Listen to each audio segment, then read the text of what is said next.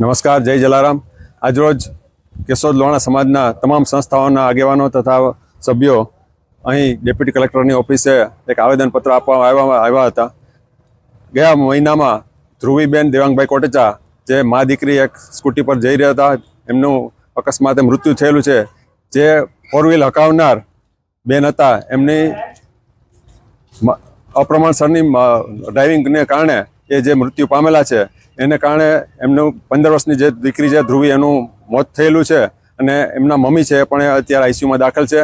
તો આ જે બનાવ બન્યો છે, કરુણ બનાવ બન્યો છે, એના માટે નિષ્પક્ષ તપાસ થાય, વહેલામાં વહેલી તકે તપાસ થાય અને જે કડક કાર્યવાહી ન્યાયિક રીતે, તર્ક સંબંધ રીતે અને જે કલમો લગાડવાની થતી હોય ન્યાયની, એ લગાડી અને એ પ્રમાણે તપાસ કરવામાં આવે અને કોઈ જાતની ઢીલ ન કરવામાં આવે અને એ પરિવારને, ધ્રુવીને ન્યાય મળે એવી અમારી તમામ કેશોદ રઘુવંશી સમાજની તમામ સંસ્થાઓ વતી અમારી માગણી છે, અપીલ છે, જેથી એને આત્માને શાંતિ મળે।